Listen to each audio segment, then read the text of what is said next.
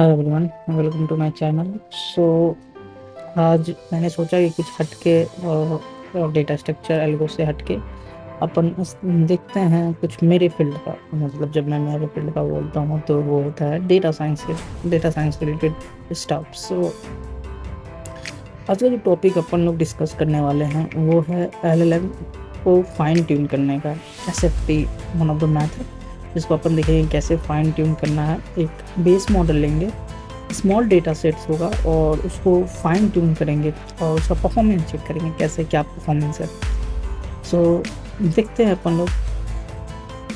जैसे मैंने बताया था कि एलएलएम मॉडल्स जो हम लोग SFT supervise fine tuning method से एक एलएलएम मॉडल लेंगे, स्मॉल मॉडल, एंड उसको फाइन ट्यून करेंगे।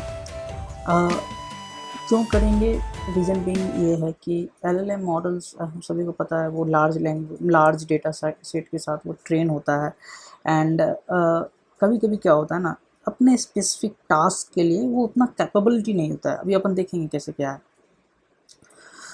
इसके कारण मैंने एक फाइन ट्यून किया LLM model small data set से। 1000 डेटा मैंने लिया और उसको मैं दिखाता हूँ कैसे अपन स्मॉल डेटा सेट को कैसे फाइन ट्यून करेंगे।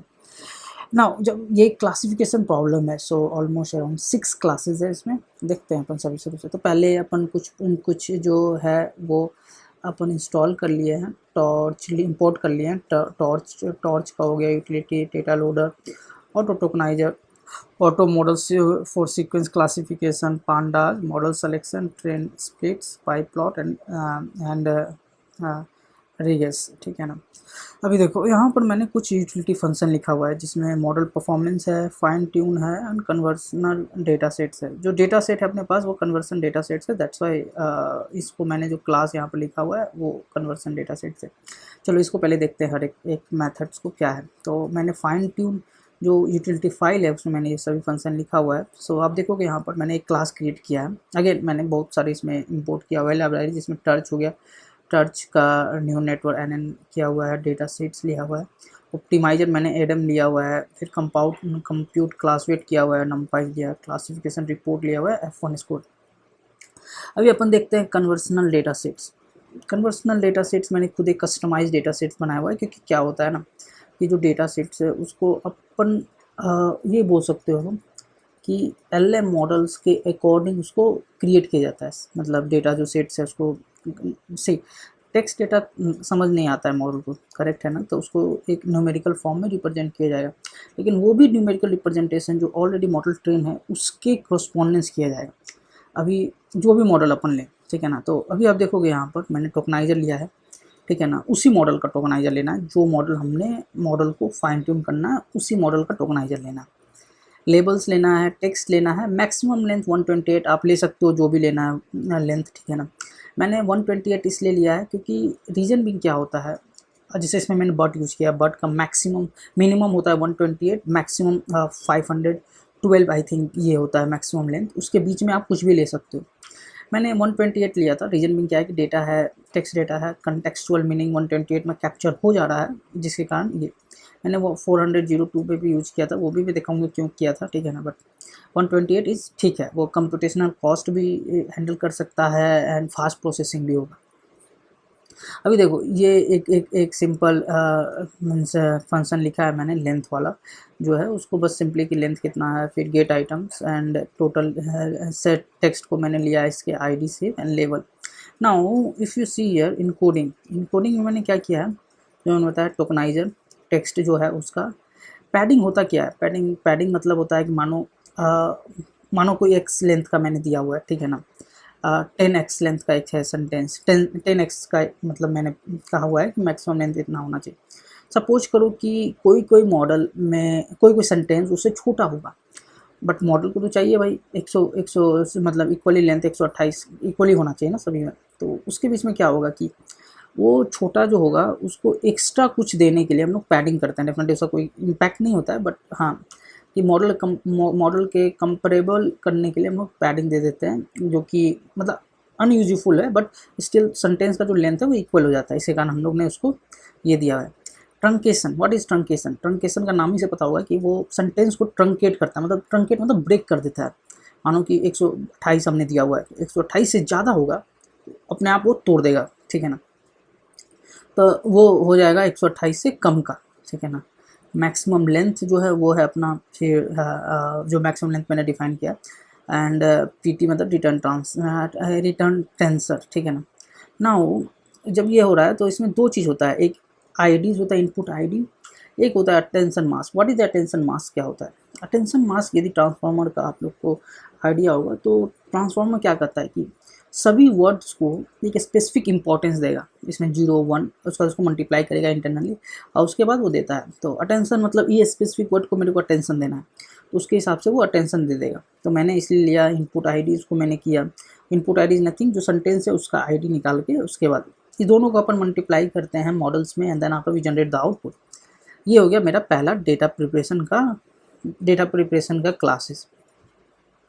अभी आपको एक दिमाग में आया भाई आपने रिटर्न टेंसर किया हुआ है पीटी, ठीक है ना, क्यों किया हुआ है? रीज़न भी क्या है ना कि समझ सकते हो आप कि numpy जो होता है वो अपना मतलब क्लासेस है, बट टॉर्च जो है वो उसको नहीं समझ पाता, रिकॉग्नाइज नहीं कर पाता है, जिसके कारण हम लोग को उसको टेंसर से कन्वर्ट करना पड़ता है, and that converts automatically a tensor, ठीक है। अभी देखो लेबल जो मैंने बताया अभी आपको, मेरे डेटा सेट जो कि बहुत स्मॉल है, इसमें 6 ही लेबल है, 6 लेबल्स है, और वो 6 लेबल्स को मैंने फिर इसको टॉर्च को टेंसर में कन्वर्ट कर दिया।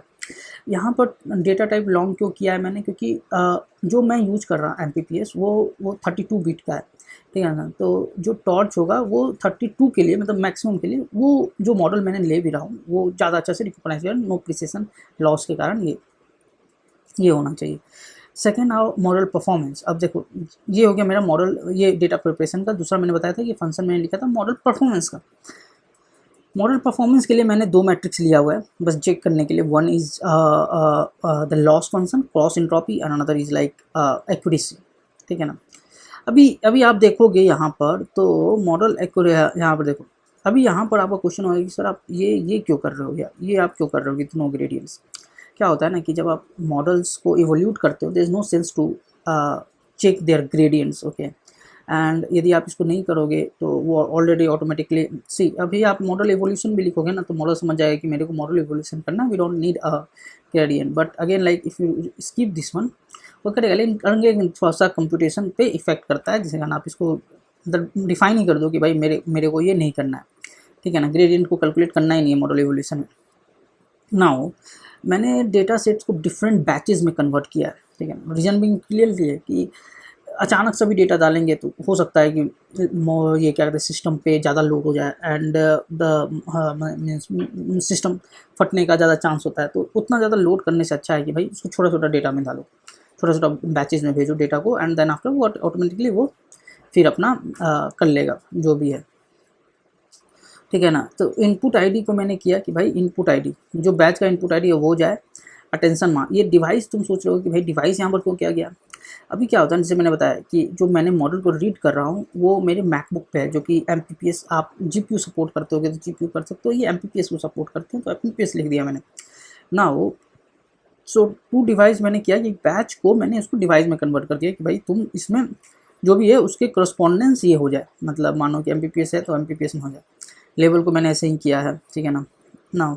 Model input ID attention mask and logit, उसके बाद मैंने ये निकाला। अभी क्या होता है ना कि लॉजिट क्या है वो कह सकते हो आपकी क्लासेस है, बहुत सारी प्रोबेबिलिटी है, तो उसको वहाँ से निकालना पड़ेगा लॉजिट को, ठीक है ना। और लॉजिट का अभी देखो प्रिडिक्शन, उसके बाद प्रिडिक्शन में क्या करेंगे, आर्गूमेंट्स क्या करता है, जो हाईएस्ट प्रिडिक्शन वैल्यू है किसी इनपुट का उसको वो वहाँ से फाइंड आउट करता है, निकाल लेता है।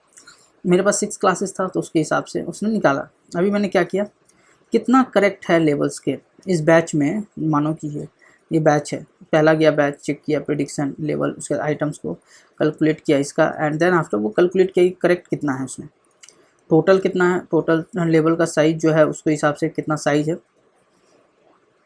ऑल प्रिडिक्शन, मैंने प्रिडिक्शन को एक्सटेंड कर दिया GPU, पहले CPU यूज़ कर रहा था, अभी मैंने GPU यूज़ कर लिया numpy में, फिर ऑल लेवल्स को एक्सटेंड किया। अभी देखो मॉडल परफॉर्मेंस, क्या मॉडल का परफॉर्मेंस होगा, ठीक है ना।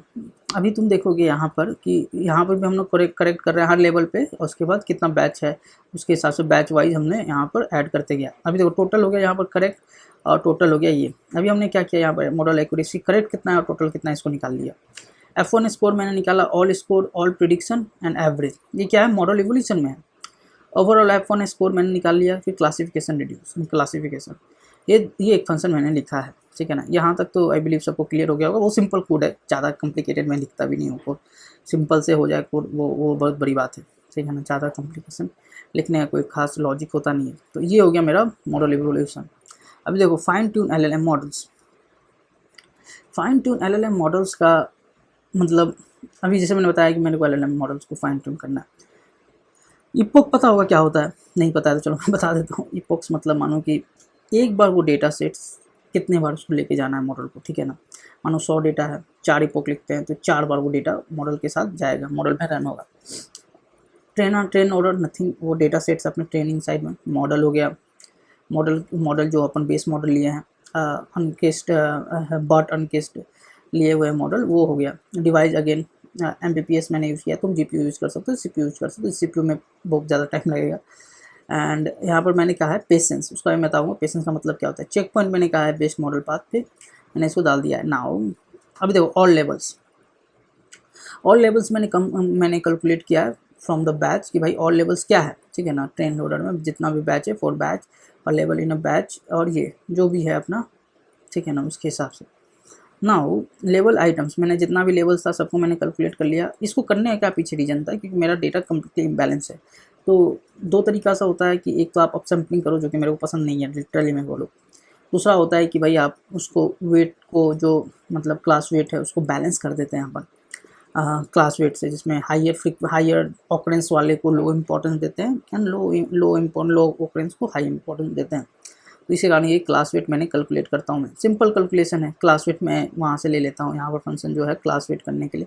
एंड ये जैसे अपन फिर क्लास वेट बैलेंस करना है, किसके कॉरस्पॉन्डेंस करना है, क्लासेस के कॉरस्पॉन्डेंस। और ये हो गया मेरा वाई, ये क्या है, जो ऑल लेवल है उसको लेके, ये मेरा क्लासेस है, ये मेरा लेवल से कितने लेवल्स हैं फ्रीक्वेंसी, उसके हिसाब से वो बैलेंस कर देगा। फिर देखो इसको हम लोग टेंसर में कन्वर्ट कर दिए हैं, फ्लोट 64 में 2 डिवाइस, अगेन इसको 2 डिवाइस क्योंकि MPPS मेरा सपोर्ट कर रहा है इसके कारण। अभी ये जैसे हो गया, अब ये क्या करेंगे, इसमें क्रॉस इंट्रॉपी भेज देंगे वेट को। वेट क्या है भाई, ये क्लास वेट है जो मैंने कस्टमाइज़ किया हुआ है इसके कारण।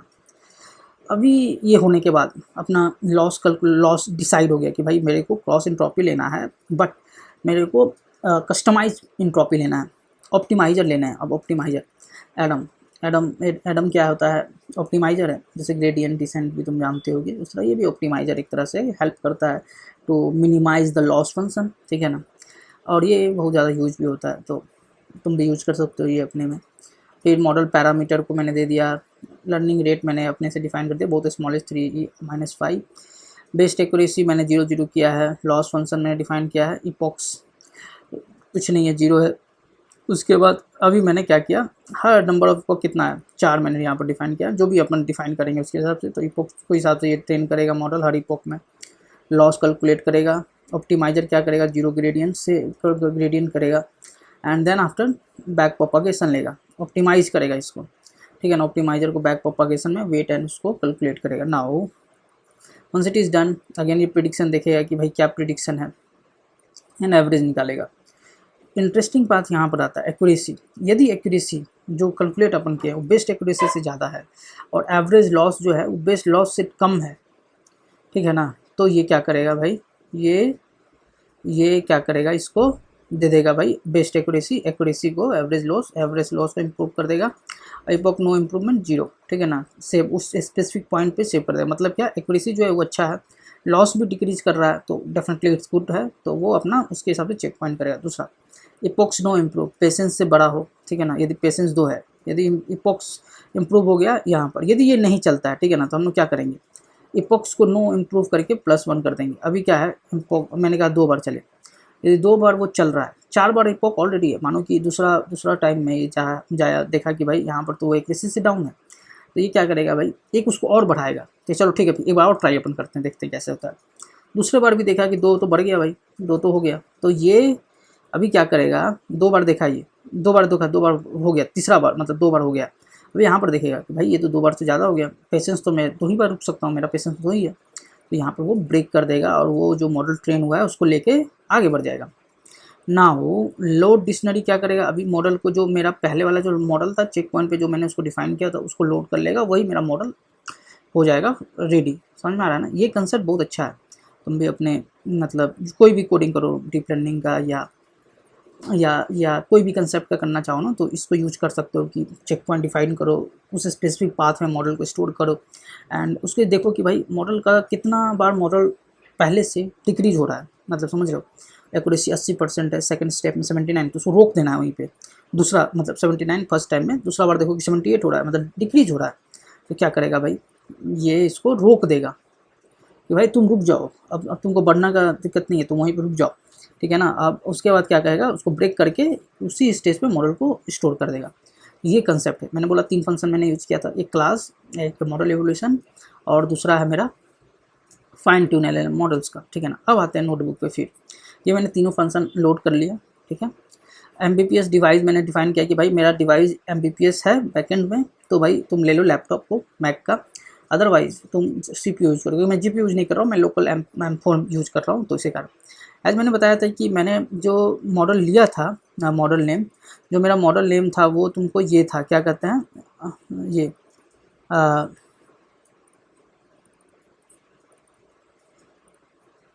ये मेरा मॉडल नेम है, ये मेरा मॉडल है। अच्छा हो गया था ये वाला। ये मेरा मॉडल नेम मैंने लिया था बर्ट बेस अनकेस। मैंने और भी ट्राई किया था, अल्बर्ट भी ट्राई किया था, लेकिन ये ठीक है, इसका परफॉर्मेंस अच्छा है अभी मेरी मतलब डेटा सेट्स में। ये मैंने लोड कर लिया। अगेन मैंने हगिंग फेस से यूज़ किया, तो ये जैसे ट्रांसफार्मर तुम लोगे या और भी लोगे तो इससे से यूज़ कर लेना, ऑटो टोकनाइजर, ऑटो क्लासिफिकेशन। एक चीज़ यहाँ पर तुमको देखने का ज़रूरत है कि जैसे तुमने ऑटो मॉडल फॉर क्लासिफिकेशन लोगे फ्रॉम प्री ट्रेन से, तो नंबर ऑफ़ क्लासेस जो है ना उसको 6 रखना है, क्योंकि मेरा जो है जितना क्लासेस है उसके हिसाब से मॉडल को लो, नंबर ऑफ़ क्लासेस कितना होना चाहिए। तो एक क्या करेगा, एक उसका जो मॉडल है ना, एक उसके ऊपर जो है उतना क्लासेस को ही करेगा कि भाई मेरे को 6 क्लासेस है, उसके हिसाब से उसको प्रिडिक्शन करना है। 0 1 2 3 जो भी क्लासेस है उसके हिसाब से वो प्रिडिक्ट करेगा। अब दिमाग में तुम्हारा आएगा कि भाई मैंने तो मॉडल को ट्रेन नहीं किया, मेरा डिफरेंट क्लासेस है, तो कोई बात नहीं है ना, मॉडल वो उस क्लासेस को अपन इस तरह भी न्यूमेरिकल में रिप्रेजेंटेशन में कन्वर्ट करने वाले हैं क्लासेस को भी, तो उसके हिसाब से वो ये भी जो प्रिडिक्शन करेगा, ये नंबर पे प्रिडिक्शन करेगा 0 1 2 3 वो स्पेसिफिक, उसके बाद अपन उसको मैप करेंगे। अभी देखो यहाँ पर, यहाँ मैंने लिया हुआ है ले लिया मैंने डेटा को, लोड किया, 2 इशू एरिया है और कन्वर्सेशन। डेटा कैसे है कि मानो कि कोई कन्वर्सेशन हो रहा है, ये वाला कि भाई एजेंट कोई कन्वर्स कर रहा है, thank you for calling brown house customer, मेरा लॉगिन का कोई इशू है, तो क्या है अकाउंट मेरा इशू क्या है अकाउंट, तो ये इशू एरिया को उसके कन्वर्सेशन को टैग आउट करना है। It's one of the best process to like tagging it, like issue area 0 है, कन्वर्सेशन 0 है, तो हाँ मतलब जो भी अभी नल है, इसमें कोई भी एरो नहीं है।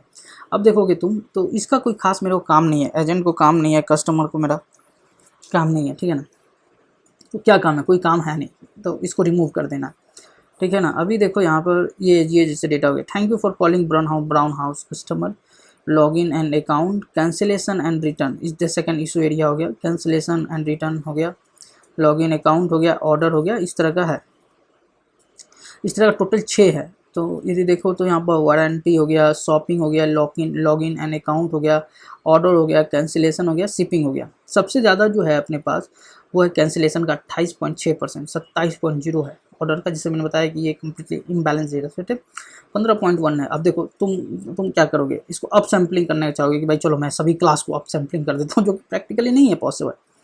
हर टाइम पे उस चीज़ नहीं होता है ना, कि मानो कि मेरे पास 45 मिलियंस रिकॉर्ड है और मैं कहूँगा कि मैं अप सैम्पलिंग करूँगा, that doesn't make any single sense, ठीक है ना। कोई सिंगल सेंस मैं उसको मेजर ही नहीं करता है वो चीज़, कि भाई मैं उसको 45 मिलियन डेटा के साथ 45 मिलियन डेटा, तो उसको मैं अप सैम्पलिंग करूँ या डाउन सैम्पलिंग, कोई सेंस लॉजिकली नहीं बनता है जितना मेरे को पता है। तो अपन क्या करते हैं, उसके बाद अपन इसको करते हैं, हाँ क्या कहते हैं, इसको डेटा को देखते हैं कि क्या कैसे डेटा परफॉर्म कर रहा है। तो टोकनाइजर, अभी देखो जैसे मैंने बताया कि मतलब मानो कि जो टेक्स्ट डेटा है उसको पहले अपन उसको करेंगे कन्वर्ट की, उसको कैसे वो मॉडल के हिसाब से उसको टोकन करेंगे, देन आप उसको रिप्रेजेंटेशन करेंगे मॉडल के इनपुट के अकॉर्डिंग। तो टोकन लेंथ तुम देखोगे, टोकन लेंथ तो वो एक टोकन लेंथ है, कितने सेंटेंस में कितना मैक्सिमम टोकन लेंथ में डिवाइड हो पा रहा है। ये मैंने जब किया था, प्लॉट किया कि कितना मतलब कितना हर सेंटेंस कितने टोकन लेंथ के हिसाब से, तो आप देखोगे यहाँ पर जो मेरा की ऑब्जर्वेशन था वो 405 जो है ना उसका एक टोकन लेंथ है मैक्सिमम, ठीक है ना। Long tail effect long sequence 1200 और यहाँ पर 1200 का भी आसपास टोकन लेंथ है। ऑलमोस्ट नो शॉर्ट टेक्स्ट है 100 टोकन के हिसाब से, ठीक है ना। तो यहाँ पर 100 जो टोकन है उसका थोड़ा कम है, 100 टोकन 100 टोकन है उसका लेंथ थोड़ा कम है, ठीक है ना। 100 का जो टोकन लेंथ है उसका almost no short token length, कोई शॉर्ट टेकन लेंथ नहीं है। लेबल्स अभी देखो यहाँ पर 100, तो शॉर्ट लेंथ है अपने पास, लेकिन 100 के पास मिनिमम है, देखो यहाँ पर 0, उससे थोड़ा सा ऑलमोस्ट नो शॉर्ट टेकन, मतलब 100 से बहुत मिनिमम बोल सकते हैं अपन। मैक्सिमम तो है 1200 के आसपास है जो कि मैक्सिमम टोकन लेंथ है, but in an average 450 token का जो लेंथ है। तो अभी दिमाग में आएगी सर आप 450 से तो अपन 450 क्यों नहीं लेते हैं अपन, आपने 128 ही क्यों लिया यहाँ पर 128। तो मैंने पहले बताया था कि क्या होता है ना कि 128 लेने का मेन रीज़न था मेरा, मैंने 128 512 और इसको भी देखा था। देखो जितना लेंथ तुम बढ़ाओगे टोकन लेंथ उतना कंप्यूटेशन कॉस्ट जाएगा, ठीक है ना। कंप्यूटेशनली कॉस्ट ज़्यादा हाई होगा, एंड कंप्यूटेशनली कॉस्ट जब ज़्यादा हाई होगा तो उसका कोई सेंस नहीं बनता है ना कि मानो कि मॉडल दिए कंटेक्चुअल मीनिंग वो ले नहीं पा रहा है, and it taking a lot of a time, ठीक है ना। और 128 में भी वही बात हो रहा है, 512 भी लोड हो तभी वही बात हो रहा है, लेकिन 512 में मॉडल का जो टाइम टेकिंग है रनिंग का वो ज़्यादा है एज कम्पेयर टू 128। तो इसी कारण क्यों नहीं 128 ट्राई करें, तो मैं इसलिए मैंने सबसे छोटा 128 लिया था, और वो परफॉर्मेंस सही अच्छा, ऐसा नहीं कोई ख़राब हो रहा है, क्योंकि it's able to capture the contextual meaning, ठीक है ना, करेक्टली। अभी देखो मैंने बताया कि 6 यूनिक क्लासेस है, जैसे यहाँ पर लॉगिन आईडी जो भी है। अभी अपने को क्या करना था, अब मैंने बताया कि मॉडल जो बट है ना वो डिस्टिंक्ट कैटेगरी को नहीं समझ पाता है, वो नंबर पे होता है। अभी जैसे मैंने बताया कि मैंने उसको 6 क्लास कहा कि भाई मेरे को 6 क्लास में ही तुमको क्लासीफाई करना है, तो 6 क्लास लिया, उसके बाद वो उसको क्लासीफाई करेगा। अभी क्या होगा कि मानो कि 6 क्लास लिया और क्लासीफाई किया, तो 6 क्लास में उसने 6 क्लास को लिया और उसको क्लासीफाई करना चालू किया।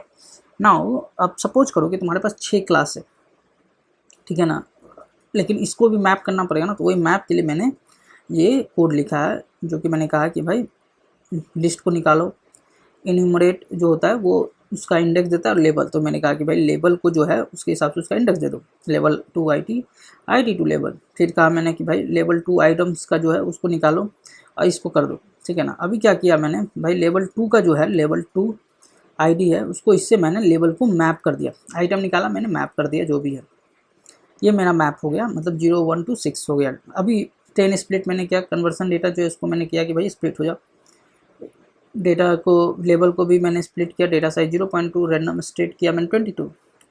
रैंडम स्टेट 22 करने का मेन रीजन था कि भाई वो कंसिस्टेंट हो, मतलब ऐसा नहीं होगा every time we run it and it change, तो मेन रीजन होता है कि वो कंसिस्टेंट हो। स्ट्रेटिफाई मैंने किया कि उसका जो प्रोपोर्शन है क्लासेस का वो ऑलमोस्ट 10 एंड टेस्ट डेटा का सेम हो, ठीक है ना, ये रीजन है।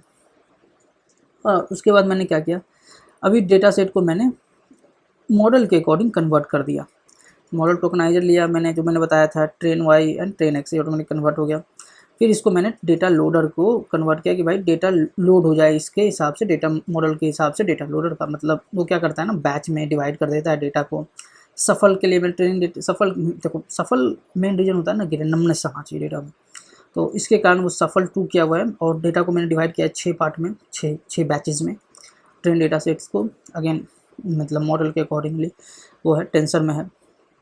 अभी देखो मैंने पहला मॉडल लिया है मॉडल परफॉर्मेंस, जिसका 27% है। अभी तुम्हारा क्वेश्चन होगा कि भाई 27 मॉडल को अपन ट्रेन नहीं किया था, मॉडल प्रेडिक्ट कर ले रहा है 27%। मॉडल क्या कर रहा है ना, तुम देखोगे तो मॉडल का मैंने जो बताया कि 6 क्लास है उसका टॉप पे, वो मॉडल को चेक करेगा कि भाई मॉडल तुम्हारे पास 6 क्लास है, टेक्टर को देगा, रिकॉग्नाइज करेगा, हाँ एक क्लास को प्रेडिक्ट कर रहा है, तो क्या करेगा, उसको मैप करेगा, देखेगा कि हाँ भाई ये तो है इसमें, तो ये मतलब समझ सकते हो कि ये घटिया ही है, इसको कोई यूज़ नहीं कर सकता है unless until it's not fine tune अपने अकॉर्डिंग क्लास के अकॉर्डिंग। बट मैंने ऐसे ही लिया था जब बेस मॉडल के लिए कितना परफॉर्म कर रहा है ओरिजिनल वन। अभी अपन देखेंगे यहाँ पर फाइन ट्यून करने का, LLM मॉडल को फाइन ट्यून करने का। नंबर ऑफ इपॉक्स कितना लिया मैंने, 4 लिया। ट्रेन लोडर, मैंने ट्रेन लोडर को लोड किया, मॉडल को प्री ट्रेन किया, एंड डिवाइस को मैंने जो मेरा MBPS था उसको मैंने लिया है, ठीक है ना। अब देखो इपॉक्स 1 लॉस 1.79%, एक्यूरेसी 19.1 एंड यहाँ पर देखोगे 19.38% 4 इपॉक्स में आया था, pretty good. Where as the model का एक्यूरेसी टेस्ट डेटा में अब जब फाइन ट्यून हो गया मॉडल मेरा, ठीक है ना, उसमें मैंने देखा कि भाई 93.4%, which is pretty good, not a bad. F1 score is pretty good 1%, in an average 93%। तो ओवरऑल मॉडल का जो परफॉर्मेंस है वो अच्छा है। और जैसे मैंने बताया ये SFT डेटा है, तो यदि डेटा का तुम देखोगे, डेटा का मैंने बताया, डेटा दिखाया होगा तुम्हें, इसमें दो चीज़ है, ये इशू एरिया है जो कि Y है, और कन्वर्सन एरिया जो कि X है। अभी क्या करेगा, इशू एरिया को मॉडल कन्वर्सन डेटा सेट से देखेगा कि हाँ भाई चलो प्रिडिक्ट करते हैं इशू एरिया को, तो वो प्रिडिक्ट करेगा मॉडल का, and that's it. So model का ये परफॉर्मेंस होगा। So overall the model performance are pretty good, ठीक है ना, अच्छा है ये। मैं लोरा पे भी सोच रहा हूँ बनाने के लिए, क्यों लोरा पे, और एक और वीडियो भी मैं बनाऊँगा, मतलब टोटल फाइन ट्यूनिंग का ही करने का मेरा है इसमें बनाने का। तो यदि आप लोग को अच्छा लग रहा है वीडियो या कुछ भी इंफॉर्मेटिव मिलता है आपको, तो डेफिनेटली आप इसको सब्सक्राइब करो, लाइक करो और शेयर करो, ठीक है ना, तभी मुझे मोटिवेशन मिलेगा कि हाँ मैंने कुछ अच्छा कर रहा हूँ। और मेरे बारे में जानना है तो मेरा लिंक्डइन पेज चेक कर सकते हो आप कि मैं क्या करता हूँ, ठीक है ना। सो मैं भी अपना वीडियो बनाऊंगा कि मेरा अपना इंट्रोडक्शन खुद का, बट अभी नहीं, कुछ समय के बाद जैसे आपकी लाइक एंड सब्सक्रिप्शन बढ़ेगा उसके हिसाब से मैं बनाऊंगा।